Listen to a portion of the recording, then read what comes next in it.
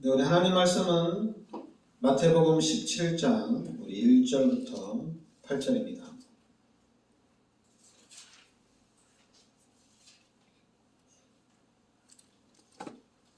같이 우리 합독하겠습니다. 엿새 후에 예수께서 베드로와 야고보와 그 형제 요한을 데리시고 따로 높은 산에 올라가셨더니 그들 앞에서 단영되사 그 얼굴이 해같이 빛나며 옷이 빛과 같이 희어졌더라. 그때 모세와 엘리야가 예수와 더불어 말하는 것이 그들에게 보이거늘 베드로가 예수께 여쭈어 이르되 주여 우리가 여기 있는 것이 좋사오니 만일 주께서 원하시는 내가 여기서 초막셋을 짓되 하나는 주님을 위하여 하나는 모세를 위하여 하나는 엘리야를 위하여 하리다. 말할 때 호련히 빛난 구름이 그들을 덮으며 구름 속에서 소리가 나서 이르시되 이는 내 사랑하는 아들이요 내 기뻐하는 자니 너희는 그의 말씀을 들으라 하시는지라. 제자들이 듣고 엎드려 심히 두려워하니 예수께서 나와 그들에게 손을 대시며 이르시되 일어나라 두려워하지 말라 하시니 제자들이 눈을 들고 보매 오직 예수 외에는 아무도 보이지 아니하더라. 아멘. 자, 오늘은 우리가 오직 예수입니다.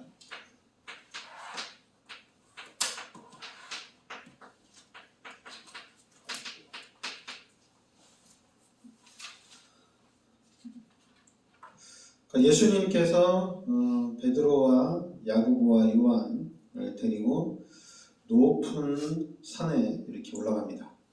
근데 그 산에 올라가서 그 예수님이 그 얼굴이 해같이 빛나며 옷이 빛과 같이 희더라 이렇게 나옵니다. 그러면서 5절에 보면 말할 때 호련히 빛난 구름이 그들을 덮으며 구름 속에서 소리가 나서 이르시되 이는 내 사랑하는 아들이요 내 기뻐하는 자니 넌 그의 말을 들으라 하시는지라 이렇게 나옵니다. 이게 바로 뭐냐면 바로 예수님에 대한 신성을 얘기하는 겁니다. 바로 예수님은 하나님이다 얘기입니다. 그러면서 예수님이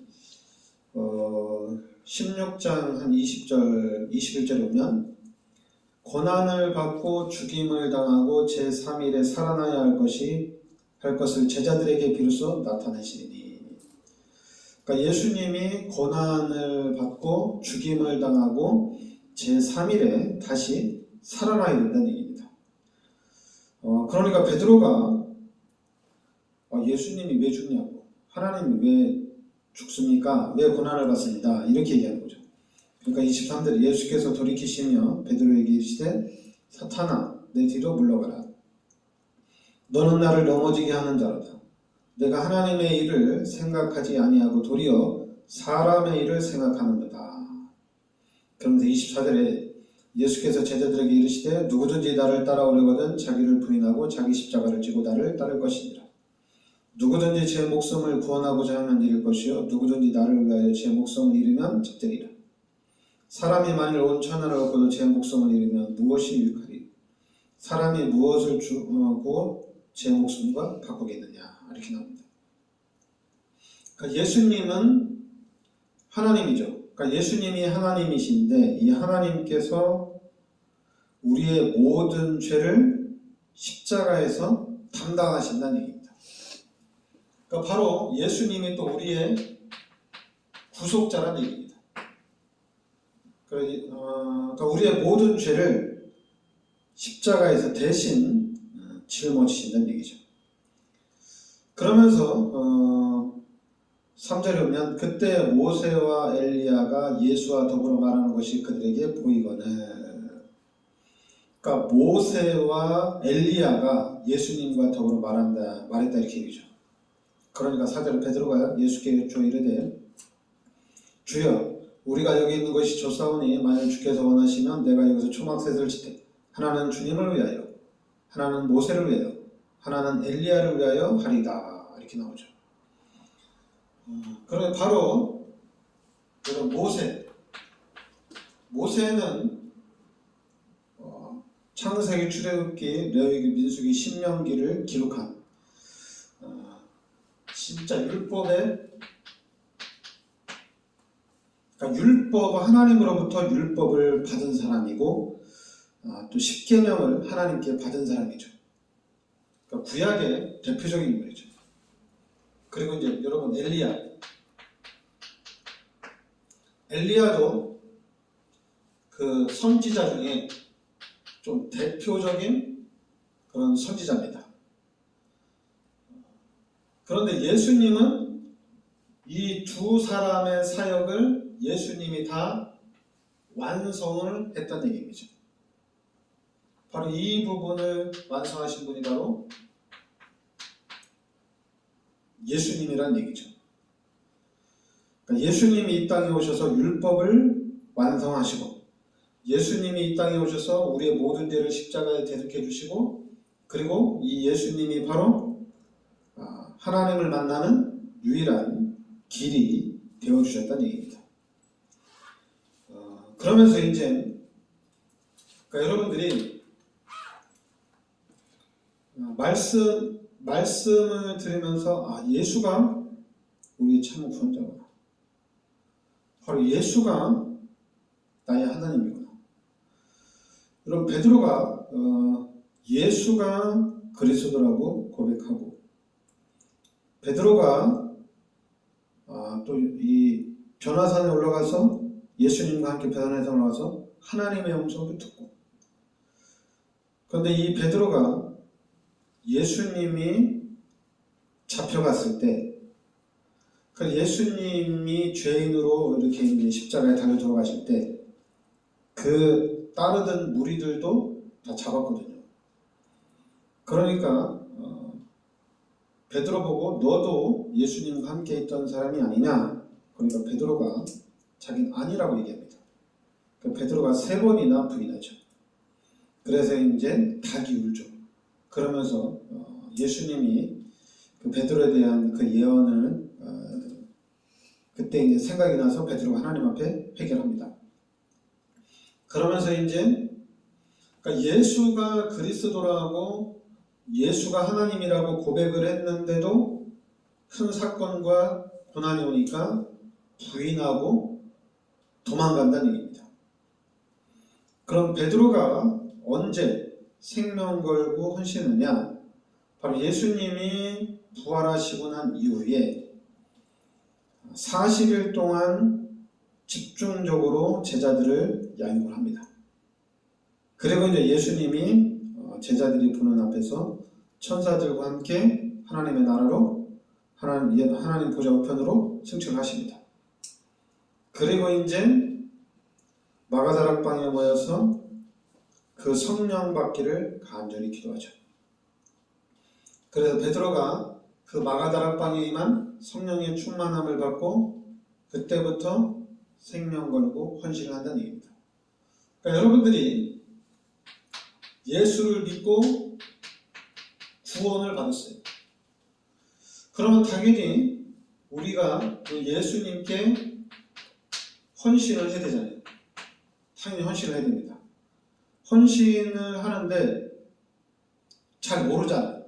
어떻게 헌신을 해야 될지 잘 몰라요. 그 잘 모르니까 어떻게 해요? 잘 모르니까 자꾸만 또 목사님들이 가르치는데, 그래도 이제 훈련을 통해서 가르치는데, 여러분들이 잘 알아야 돼요. 하나님의 음성을 들어야 됩니다.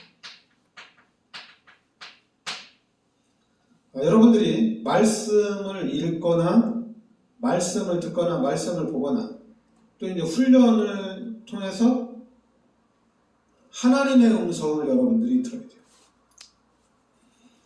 예수님이 진짜 나의 구원자구나. 그리고 예수님이 지금 내 마음속에 성령으로 함께 하시는구나. 하나님의 음성을 여러분들이 들어야 됩니다. 그런데 가장 중요한 거는 그게 언제냐면은 예배입니다. 예배를 성공을 시켜야 됩니다.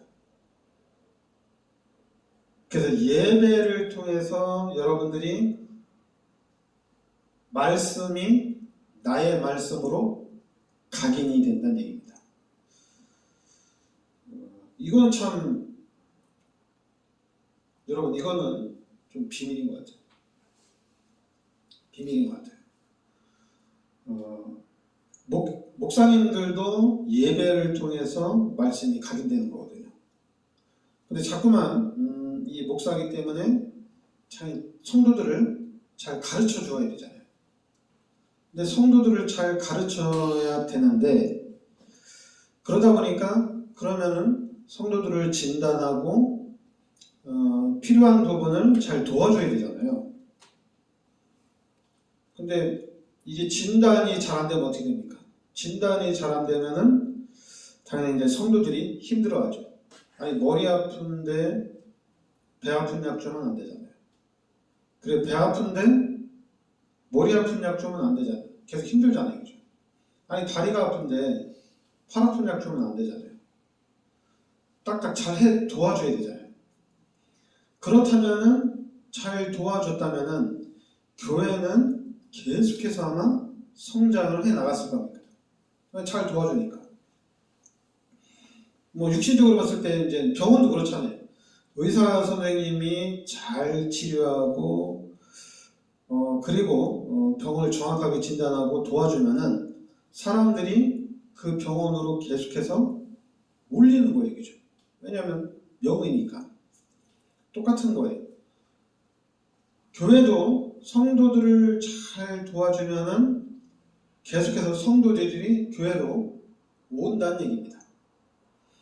근데 그게 뭐냐면은 하나님의 음성을 들어야 되고 그 다음에는 예배를 성공을 해야 돼요. 왜냐면요, 제가 이제 예수 믿고 너무 감사해가지고 예수님이 나의 죄를 십자가에 대속해 주신 것이 너무 감사해서 저는 온통 예수님이 원하는 삶을 살려고 한 거예요. 그런데 자꾸만 한계에 부딪히는 거예요. 한계. 근데 어느 날 예수가 그리스도라고 깨달은 겁니다. 이것도 이제 본격적으로 이 복음운동하는 단체를 통해서 깨달은 거죠. 복음운동하는 이 단체를 통해서 예수가 그리스도라고 제가 딱 깨달은 거예요. 그래서 예수가 그리스도라고 깨달으니까 당연히 이제 진짜로 실제적으로 이때부터는 성령께서 제 삶을 인도해 나가는 거예요. 진짜 요한복음 14장 16절부터 27절에 성령이 내 속에 계시면서 보혜사가 되주신 겁니다. 그러니까 성령이 나의 보혜사가 되시니까 그러면은 나를 이렇게 살리신 하나님이 또 여러분들도 하나님이 살리신다는 얘기입니다. 그러니까 하나님이 살리시면은 부족함이 없어요.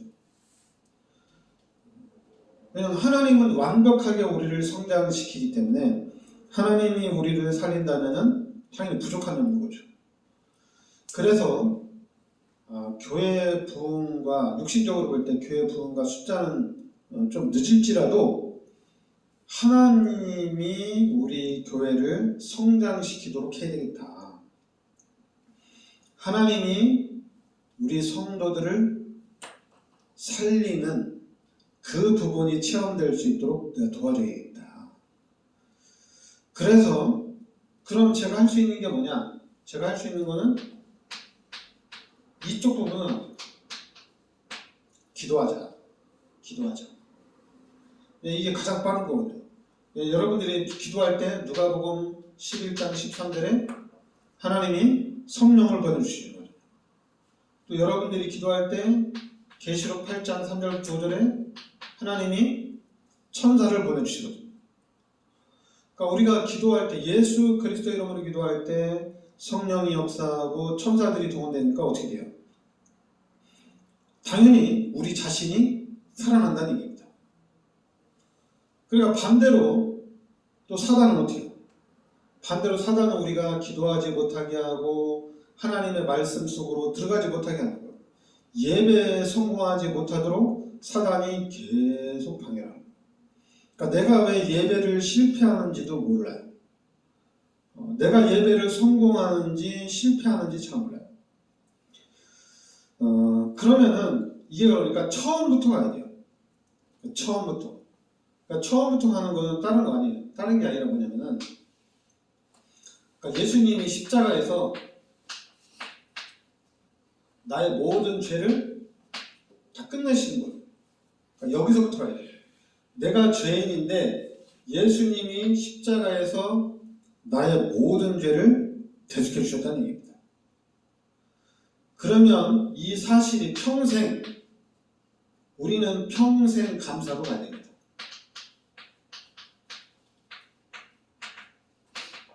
근데 기독교인들 보면은 응답이 안 온다고 불평하고 증거가 없다고 불평하고 또 목사님들 보면 교회가 부흥이 안 된다고 힘 빠져 있고 그리고 또 이제 가보면 자꾸 엉뚱한 길로 가고 우리 기독교인은 하나님 감사합니다. 하나님 찬양합니다. 하나님이 나를 구원해 주시니 감사드립니다.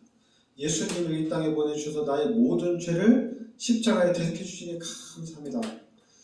하나님, 내가 불신자로 살면서 세상에 살면서 당연히 육신적인 것이 많이 들어와 있는데 이제 내가 말씀을 들으면서 내가 은혜 받으면서 이제는 하나님이 원하는 삶으로 내가 바뀌어지길 원합니다. 늘 사모하고 기도하면서 하나님이 원하는 삶 속으로 들어가는 거예요. 그 말씀을 들으면서 그리고 또 말씀을 읽으면서 그리고 가장 중요한 예배를 드리면서 계속해서 하나님의 원하시는 그 속으로 우리가 들어가는 겁니다. 그러면 이제 시간이 좀 걸리겠죠. 시간이 걸리더라도 교회 안에 진짜 이제 성령 인도 받는 사람들 중심으로 이 교회가 딱 쓰면은 이 교회가 어떻게 되겠어요?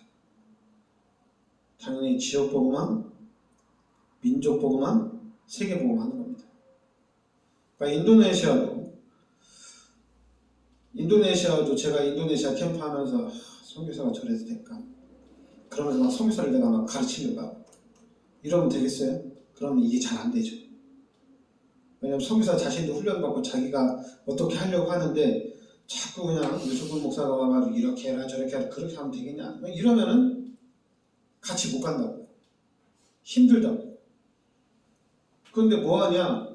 기도하는 거예요. 계속 기도하는 거예요. 기도하면서 계속 도울 수 있는 부분을 도와주는 겁니다. 할 수만 있으면.